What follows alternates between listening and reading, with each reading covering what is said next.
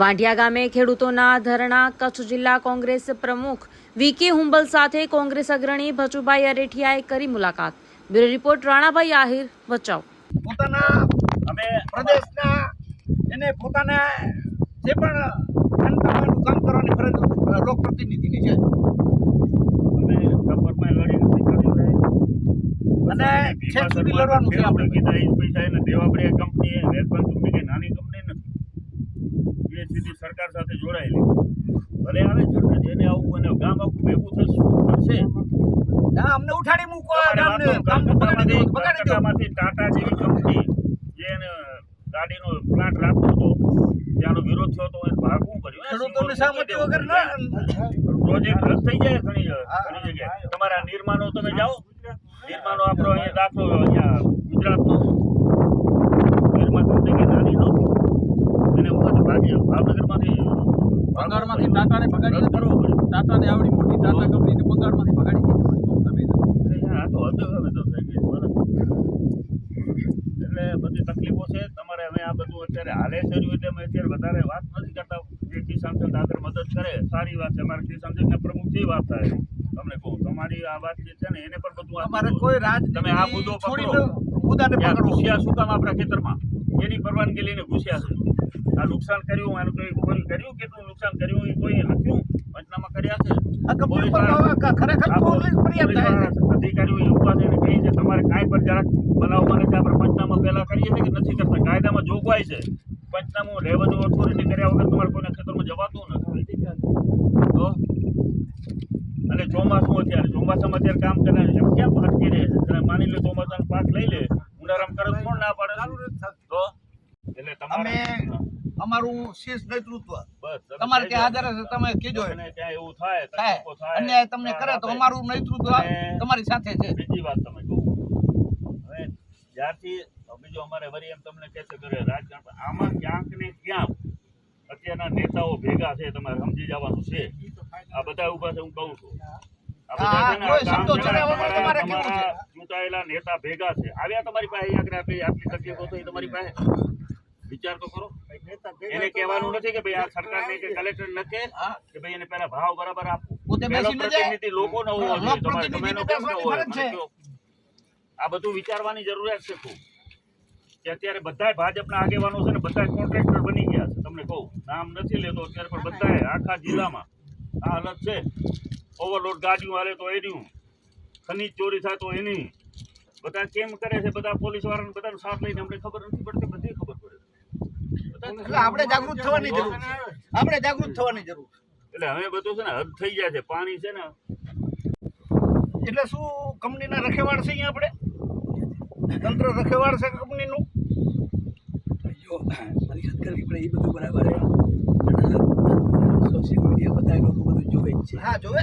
આપણે પરિષદ કદાચ કરીએ અત્યારે બાકી આપણે બધા જાણીએ છીએ. સૌથી આજે વાત છે મારે આજે પાછી પ્રમુખની વાત થઈ. તમારે કિસાન સંઘના હતા ને, એટલે એને એમ કીધું છે કંઈક આ સંસ્થાઓના ભાઈ કે ઈ જ કામ છે ને. સોમવારની વાત થઈ કે ક્યારે થઈ મળવાનું એને કલેક્ટરને?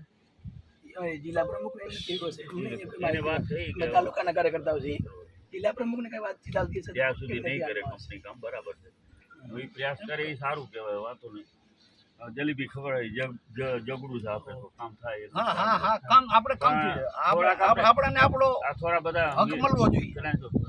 તંત્ર સુધી વાત પહોંચે. મિત્રો ઘણા બેઠા છે એટલે વાત કરીએ કે કંપનીને જેમ ખેડૂત છે, આ માલિક ખેડૂત છે, કલેક્ટરના હુકમ કલેક્ટર એમને હુકમ કરી દે બરાબર, કોઈ પણ સાંભળ્યા વગર. અમારી બાજુ હમણાં આવા નવી એક લાઈન નીકળે છે અમારી બાજુ.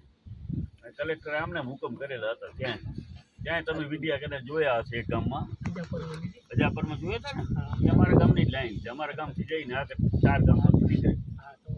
એટલે એ બધાએ ફૂલ પાવરમાં જાય. ગૃહમંત્રી આવીને એને સૂચના આપી ગયા તમે જાઓ ગામ, ખેડૂત શું કરશે? પણ તમારે ખેડૂતોનું યુનિટી હશે ને તો બધું કરશે. પહેલી વસ્તુ આપણે લોકશાહી આવી પહેલાં આપણે એમ હતા બરાબર, ખેડૂતોના રાજમાં આટલો ત્રાસ નહોતો જેટલો અત્યારે છે ને એટલો તમને આવી હાલત અંગ્રેજો વખતે પણ નહોતી. એટલી હાલત અત્યારે ખરાબ છે. અંગ્રેજો પણ નિયમ કાયદા કાનૂન બધું હતું એના પ્રમાણ પછી થતા. ભલે ફાંસી દેવી હોય તો બધી કોર્ટ કચેરી બધું આખું પ્રક્રિયા કરીને પછી બધું થતું. અત્યારે તો એમને હવે તમારા ખેતરમાં આવ્યા અહીંયા પોલીસ વાળાને કહું છું જે હોય મિત્રો કે પહેલું તો આપણે કોઈ પણ લાઈન કાઢે તો મસ્ત ઉઠે તો પહેલાં રેવન્યુ ઓથોરિટી એના ભેગા આવી અને બધું એને પટનામું કરવાનું. મને લાગે છે એને આખી આ લાઈન પંચનામું કર્યા વગર કોઈની વસ્તુ પોલીસની પર કાંઈ હોય તો પંચનામું કરે જ છે ને પોલીસ બધું નિયમને કાર્યવાહી એને પણ કરવાની.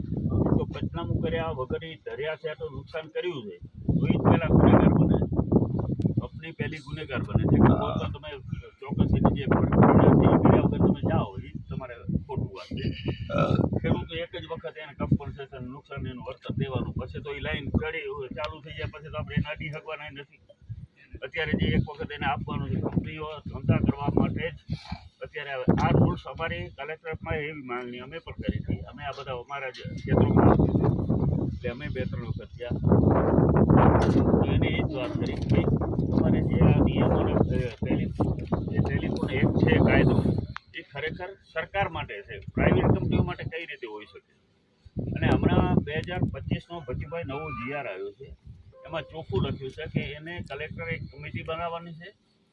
એમાં એક ખેડૂતનો પ્રતિનિધિ હોય, એક એનો વેલ્યુઅર જે કંપની હોય જેનો જાણકાર હોય એનો હોય, અને ત્યાં ખરેખર વાસ્તવિક માર્કેટ રેટ શું છે એ રીતે એને વેલ્યુ કરવાની છે નક્કી. આ તો કાંઈ નહીં. હમણાં જ મારા ગામનો જે તમને દાખલો દઉં તો 2018માં અમે સરકાર પાસે જમીન માંગણી કરી હતી.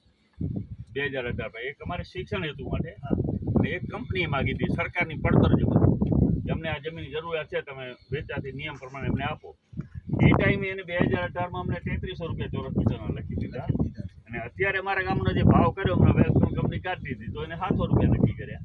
વિચાર કરો તમે 2018માં 3300 નક્કી કરો, એ જ કંપની એ જ લેન્ડ કમિટી નક્કી કરે, સાર્વજનિક કામ માટે જે એ માંગીએ જ છીએ લેન્ડ તો કમિટી કરે. 3300 અત્યારે રૂપિયા. તમે 700 રૂપિયા કરો છો તો આ કેવી રીતે કહેવાય? અને અત્યારે 3300 હતા 2018 પછી તો જંત્રી ડબલ થઈ છે તો તમારે ખરેખર 6700 રૂપિયા થવા જોઈએ આ બી નિયમ પ્રમાણે. આ બધું અમે દીધા પછી પણ કલેક્ટરે નહોતું કર્યું અને એ કામ કરવા આવી ગયા હતા.